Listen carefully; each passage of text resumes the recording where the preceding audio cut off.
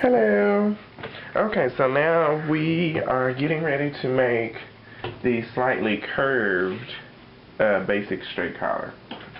Okay, and the difference in this one and the one we did before, it had a straight neckline edge, and the one we're doing today has a slightly curved neckline edge. So this one is no harder than the one we did before. You need a couple tools though. You need the see-through ruler like we used in the other video, and then you also need some type of a ruler with a curve in it, like a variform ruler or a French curve ruler, something of that sort that has a curve in it, so you'll be able to draft this pattern correctly.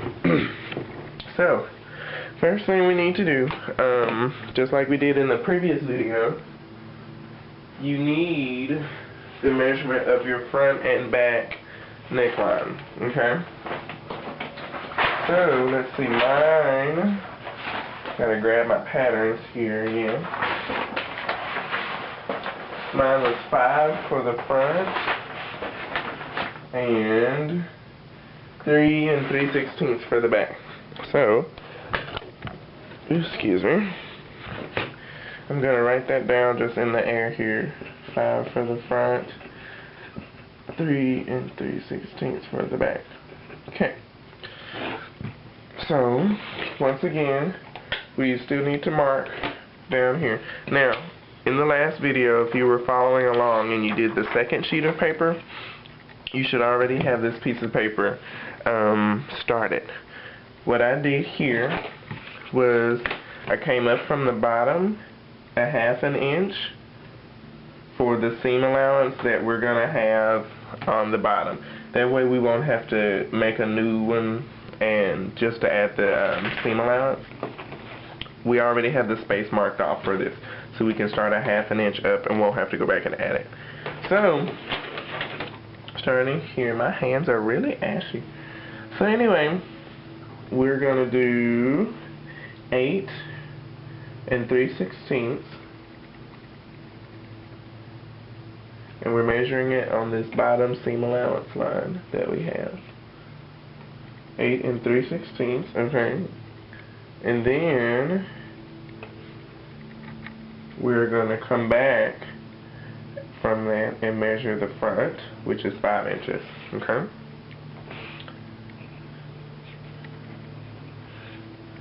So now if we come down some, we're going to mark a notch there later on.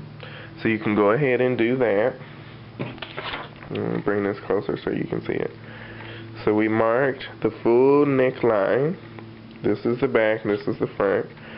So after we marked the full one, which for me is 8 3/16, then we came back and we marked where the shoulder seam is going to be, or basically we marked off or separated the front neck from the back neck. Okay?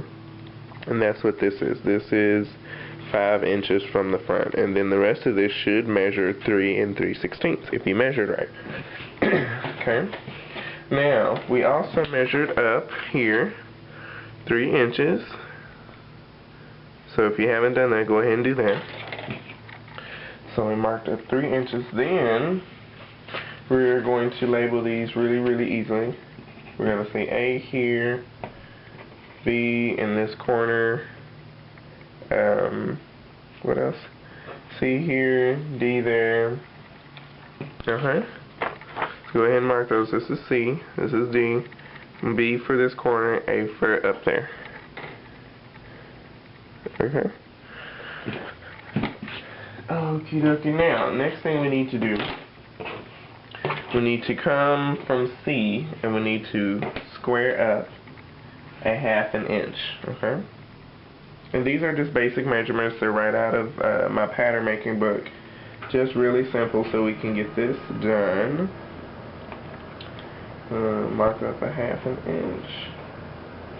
Like that. And I'm going to zoom in so you can get a very clear idea of what I'm doing. Okay. So that's my 1/2 inch. We'll mark this E at this point. Okay. Then we need to draw a curved line from E, blending with D. So, take my ruler, I'm going to put the flatter side towards the back of the neck, and the curved side towards the front of the neck, okay? So I'm going to let the flat side rest on this line. I'm going to let it meet right at D. If you have this exact same ruler, I am putting 11.5 right at D. And then it's meeting at, what is this? 6.5. So as you can see, this is actually still 5 inches. Us moving up 1/2 inch did not change the measurement much at all. Okay.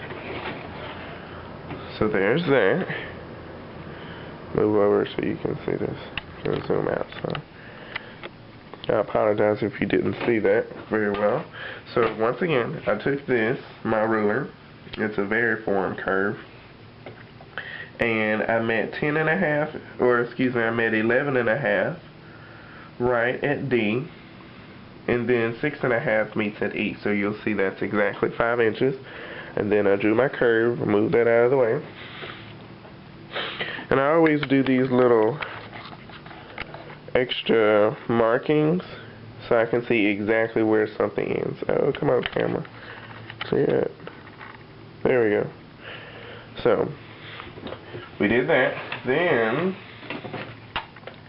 we actually should go ahead and square up all the way from C. And another good way to do this, if you want to just be super, super perfect, is to, let me zoom out, come all the way back to the beginning, and if you just measure over the same amount, but just on this top edge, then that will help you get it straight also. But now, do beware, that only works if your piece of paper is square. If it's not square, it's not going to work. Okay, so yeah, that works. And then you can just connect the dots. Okay? So, now we did that. Now we need to come over from A, we need to square a line, and we can make it like an inch or more passing the C line. Okay? So now another way, like I was just saying, we came up 3 inches here. Can you see that? So we'll just come over to C, and we'll measure up 3 inches.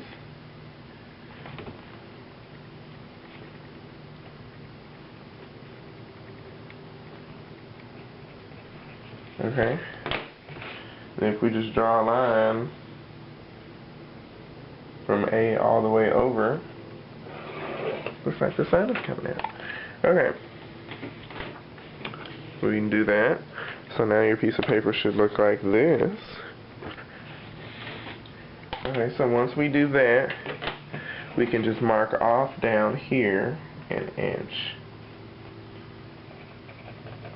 If you want to do a little more, a little less, that's, you know, your prerogative. Okay, but we're going to do an inch. And then I'll put my pencil here, and we're going to connect this to E. Okay.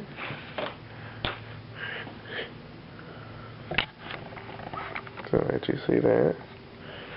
Okay. And that's it.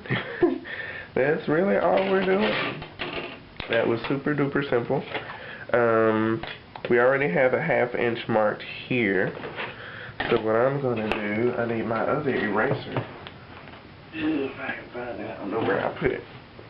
Oh, it may be down here. Okay.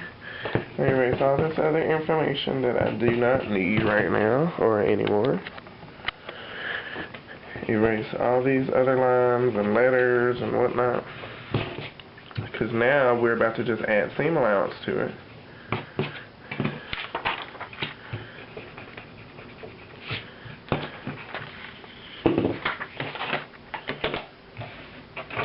And you don't have to leave that. You can take that off too.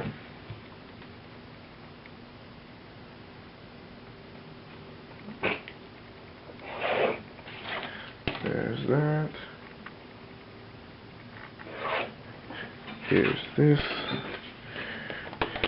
And down here, whenever you're adding seam allowance to some type of a curve, do it in small segments. So whatever part is straight with the line, that's the part you add. And just keep slightly turning your ruler.